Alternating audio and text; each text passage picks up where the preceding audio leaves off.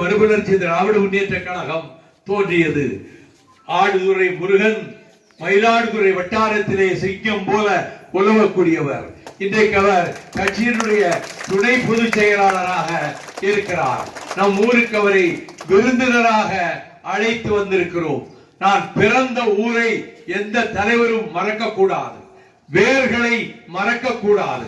வெளிநாடுகளுக்கு போனாலும் நாம் பிறந்து வளர்ந்து தவழ்ந்து நடமாடிய ஓடி திரிந்த அந்த சொந்த கிராமத்தை மறக்காமல் இருந்து அங்கே சம்பாதித்தாலும் அதை கொண்டு வந்து உள்ளூரிலே பிறந்த ஊரிலே போட்டு அங்கே ஒரு கோயில், அங்கே ஒரு நூலகம், அங்கே அவர்களுக்கு தேவையான ஒரு அன்னசத்திரம் இவற்றை வைத்தால் அந்த குடும்பத்தை அந்த ஊரே வாழ்த்தும். கட்சி வித்தியாசமின்றி எல்லோரும் பாராட்டுவார்கள்.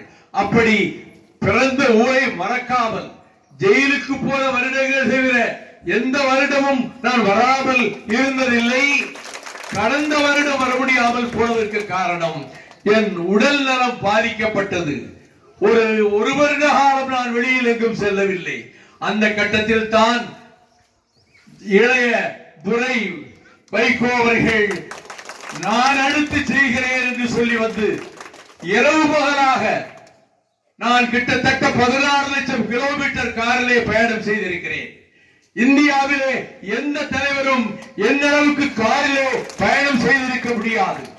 நடைபயணமாக 8000 கிலோமீட்டர் நான் நடந்திருக்கிறேன். எந்த தலைவரும் இந்தியாவிலே 8000 கிலோமீட்டர் தொடர்ந்து நடந்தது கிடையாது. அது இந்த ஊரினுடைய வரலாற்றில் எதிர்காலத்தில் நான் இல்லாத காலத்தில் எழுதப்படுகிற போது இந்த கலிங்கப்பட்டி என்கின்ற புண்ணிய பூமியில் இருந்துதான் இவன் 8000 கிலோமீட்டர் நடந்தான் என்று ஊரும் உலகமும் பாராட்டும். உலகவாழ் தமிழர்கள் ஈழ தமிழர்களுக்கு துயரந்தால் அவர்களை பாதுகாப்பதற்காக 1.5 வருடம் காயப்பட்ட விடுதலை புலிகளை இங்கே வைத்து காப்பாற்றிய அன்னை சமையல் செய்து போட தம்பி மருத்துவத்துக்கு ஏற்பாடு செய்ய 1.5 வருடம் அவர்கள் வீட்டிலே தான் இருந்தார்கள். நம் ஊர் மக்கள் யாரும் போலீசுக்கு சொல்லவில்லை. வைகோ வீட்டிலே இத்தனை விடுதலை புலிகள் இருக்கிறார்கள் என்று ஒருவர் கூட சொல்லவில்லை. நம் ஊரிலே கட்சிகள் உண்டு, வேற்றுமைகள் உண்டு. ஆனாலும் கூட நம் ஊருக்கு அடைக்கலமாக வந்திருக்கக்கூடிய ஈழத் தமிழர்களை நாம் காட்டிக் கொடுக்க கூடாது என்று இந்த கிராமத்திலே இருக்கக்கூடிய அத்தனை பேரும் ஒரு முடிவெடுத்து இருந்தது மிகப்பெரிய பெருமைக்குரிய காரியமாகும். அதன் பிறகு அவர்களை கைது செய்த போது என் தம்பி வை ரவிச்சந்திரனையும் கைது செய்து அவனும் ஓராண்டு தடா கைதியாக 2 சிறைச்சாலையிலே சென்னை சிறையிலும் பாளையங்கோட்டை சிறையிலும் இருந்தான். பின்னர் நான் பொடா கைதியானேன். முதலில் விசா கைதியானேன். பொடா கைதியாக 19 மாதம் இருந்தேன். சிறையில் சாதாரண கைதியாகத்தான் இருந்தேன். அந்த 2000 கைதிகளுக்கு என்ன உணவு கொடுக்கிறார்களோ அதைத்தான் நான் அலுமினிய தட்டிலே வாங்கி சாப்பிட்டுக் கொண்டு 19 மாதம் இருந்தேன். சிலர் வெளியிலிருந்து உணவு வரவழைத்து சாப்பிட்டார்கள். எனக்கு மனம் ஒப்பவில்லை. இங்கே 2000 ஏழை மக்கள் கைதிகளாக இருக்கிறார்கள். அவர்களுக்கு இல்லாத வசதியை நாம் தேடுவது நியாயம் அல்ல என்று சொல்லித்தான் என்னுடைய அறையிலே மின்விசிறியை கொண்டு வந்து மாட்ட ஜெயிலர் வந்தார். யாருக்கும் மின்விசிறி கிடையாது. எனக்கு மட்டுமா மின்விசிறி? உள்ளே மாட்டினால் உடைத்து வெளியே எறிவேன்.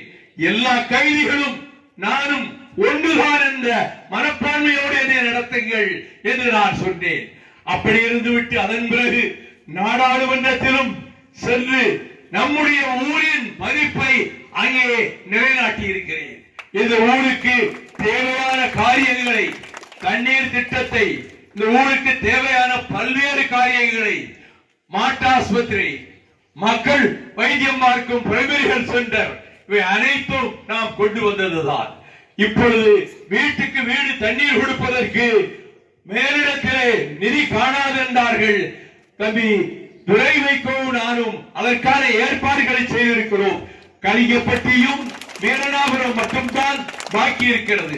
இங்கேயும் வீட்டுக்கு வீடு தண்ணீர் கொடுக்கக்கூடிய ஏற்பாடு நடந்து கொண்டிருக்கிறது. அது எப்படியும் சீக்கிரம் முடித்து தருவேன். நான் இந்த மண்ணில் என் தாயார் விடுதலை புலிகளுக்காக உண்ணாவிரதம் இருந்தார். மதுக்கடைகள் நம் குடும்பங்களை நாசமாக்குகிறது என்று டாஸ்மாக் கடையை அகற்ற வேண்டும் என்று என் தாய் மாரியம்மாள் உண்ணாவிரதம் இருந்தார். அதனாலேயே 100 வருஷத்துக்கு மேல் வாழ வேண்டிய என் தாய் மாரியம்மாள் 100வது வயதிலேயே இறந்து போனார். அவர் இருக்கிற வரைக்கும் நீங்கள் யார் போனாலும் உபசரித்து உங்களுக்கு ஒரு காப்பியாவது கொடுத்து உங்களை அன்பாக உபசரிக்கக்கூடிய தாய் இன்றைக்கு அங்கே இல்லை. வீடு வெறுமையாக இருக்கிறது. அங்கே பார்க்கிற போது எனக்கு அம்மாவுடைய நினைவுதான் வருகிறது.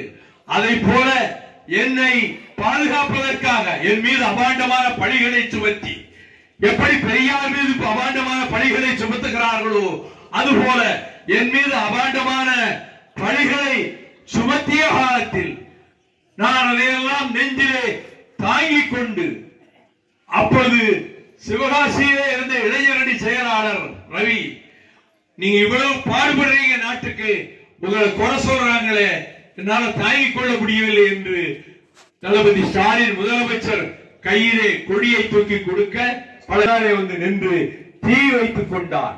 தீ பனைமர உயரத்துக்கு எரிந்தது. அவனை கொண்டு போய் ஆஸ்பத்திரியிலே சேர்த்தோம். கண் திறந்து நன்றாக பார்த்தார். அட படுபாவி, இப்படி செய்து விட்டாயே, உன் மனைவியும் 2 பிள்ளைகளும் அநாதைகளாக்கி விட்டு போய்விட்டாயே என்று.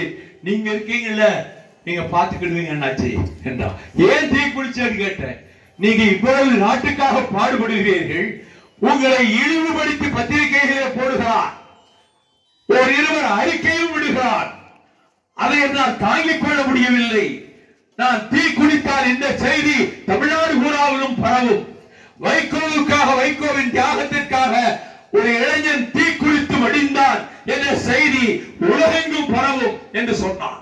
அதே போல 2 வாரம் கழித்து என் மனைவியின் அண்ணன் மகன் சரவண சுரேஷ், டிகிரி ஹோல்டர், பட்டதாரி, எனக்கு ரொம்ப உதவியாக தேர்தல் காலங்களிலே இருந்தவன். அவன் மாமாவை பற்றி இப்படியெல்லாம் கேவலமாக இணையதளத்திலே ஒரு கூட்டம் போடுகிறது என்று சொல்லி அவன் ஒரு டின் மண்ணெண்ணெயை வாங்கி ஊற்றிக் கொண்டு சூரக்குடி விளக்கிலே தீ குளித்து அவன் மதுரைக்கு கொண்டு வந்து சேர்ப்பதற்குள் நான் கேள்விப்பட்டு அங்கு போனேன். அவனுக்கு பேச்சு இல்லை, மூச்சு மட்டும் இருந்தது. இப்படி படுவாய், இப்படி செய்து விட்டாயே, உன் குடும்பத்தை அனாதையாக்கி விட்டு போய்விட்டாயே என்று. ஆக என்னுடைய குடும்பம் ஒரு அரசியல்வாதியின் குடும்பம் ஒரு மகனை நெருப்புக்கு இரையாக்கி உயிர் தியாகம் செய்திருக்கிறது. எந்த தலைவருடைய வீட்டிலும் யாரும் தீ குளித்தது கிடையாது. ஆக இவ்வளவும் செய்தாலும் எனக்கு நம்முடைய ஊருக்கு வருவதென்றால் மகிழ்ச்சி. கடந்த வருடம் உடல் நலம் பாதிக்கப்பட்டதால் நான் வர முடியவில்லை. இந்த ஆண்டும் போகக்கூடாது என்று கூட சொன்னார்கள் சிலர். நான் போவேன். என் கிராமத்து மக்களை பார்த்து 1 வருடத்துக்கு மேலாகிவிட்டது. நான் வழக்கம் போல தைப்பொங்கல் அன்றைக்கு போவேன், அந்த மக்களை பார்த்து வாழ்த்து சொல்வேன் என்றேன். குளமும் ஏறத்தாழ 3/4 குளம் பெருகிவிட்டது. 14 வருஷத்துக்கு பிறகு நீங்கள் எல்லோரும் நன்றாக இருக்க வேண்டும், ஒற்றுமையாக இருக்க வேண்டும். உங்களுக்கு பிடித்த கட்சிகளுக்கு ஓட்டு போட்டுக் கொள்ளுங்கள். உங்களுக்குள் சண்டை சச்சரவு வேண்டாம். அமைதியாக, ஒற்றுமையாக, கலிங்கப்பட்டி கிராமத்தை போல ஜாதி வித்தியாசம் பார்க்காத ஒரு ஊர் எங்கேயும் கிடையாது. இங்கே ஒரு சுடுகாடு இருக்கிறது. அந்த சுடுகாட்டிலே தான் வெள்ளச்சாமி தேவருடைய உடம்பும் எரிக்கப்பட்டது. அந்த சுடுகாட்டிலே தான் காளிமுத்து கோனாருடைய உடம்பும் எரிக்கப்பட்டது. அந்த சுடுகாட்டிலே தான் வேளாசாரி உடம்பும் எரிக்கப்பட்டது. அந்த சுடுகாட்டிலே தான் என்னுடைய தந்தையார் வையாபுரி நாயக்கருடைய உடலும் எரிக்கப்பட்டது. அந்த சுடுகாட்டிலே தான் அருந்ததியர் வகுப்பை சேர்ந்த பெருமாளின் உடம்பும் எரிக்கப்பட்டது. தமிழ்நாட்டிலே படி எல்லோருக்கும் ஒரு பொது சுடுகாடு என்பது கலிங்கப்பட்டியை தவிர எந்த ஊரிலும் கிடையாது. ஆகவே குழந்தைகள் நன்கு படிக்க வேண்டும், பள்ளிக்கூடத்துக்கு ஒழுங்காக செல்ல வேண்டும். நேற்றைக்கே நான் சொன்னேன், விளையாட்டும் இருக்க வேண்டும், படிப்பும் இருக்க வேண்டும். படித்து முன்னேறி வாழ்க்கையிலே நீங்கள் பல நாடுகளுக்கு சென்று வேலை பார்த்து உங்கள் குடும்பத்தின் பொருளாதாரத்தை உயர்த்த வேண்டும் என்று இந்த படிக்கிற மாணவர்களுக்கெல்லாம் நான் எடுத்து சொல்லி, விவசாயிகளுக்கு இது கஷ்டகாலம், காலம் மாறும், விவசாயிகளை தேடி நாடு வரும். அதுவரை நிலங்களை விற்றுவிடாதீர்கள் என்று நான் கயத்தாற்றிலே சொன்னேன், கழுகுமலையிலே சொன்னேன், கோவில்பட்டியிலே சொன்னேன். ஆக நீங்கள் உங்கள் நிலங்கள் பூர்வீக சொத்து. 10 வருடத்துக்கு பிறகு அதுக்கு கோடி ரூபாய் மதிப்பு வரும். இப்போது அவசரப்பட்டு விட்டு விடாதீர்கள் என்பதை எல்லா இடங்களிலும் சொன்னேன். நம் ஊர் ஒற்றுமையாக இருக்கட்டும், வாலிபர்கள் ஒற்றுமையாக இருக்கட்டும், இளைஞர்கள் ஒற்றுமையாக இருக்கட்டும்.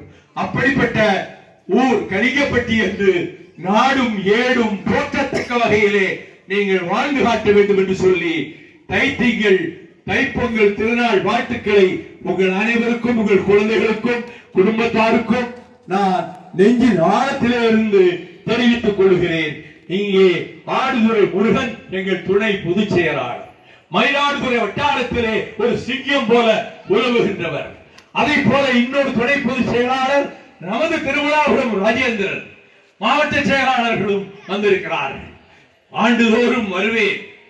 என் உடம்புக்கு நடமாடுகிற சக்தி இருக்கிற வரை நான் தெரு தெருவாக வருவேன். என் ஊர் மக்களை சந்திப்பேன். அவர்கள் திருமுகங்களை பார்த்தாலாவது என்னுடைய சோர்வுகள் எப்போதாவது ஏற்படுவது அகன்று விடும் என்ற எண்ணத்தோடு தந்தை பெரியார் புகழ் வாழ்க, அறிஞர் அண்ணா புகழ் வாழ்க, டாக்டர் கலைஞர் புகழ் வாழ்க, மக்கள் திலகம் எம்ஜிஆர் புகழ் வாழ்க, தமிழகம் வாழ்க, வெல்க. நன்றி, வணக்கம்.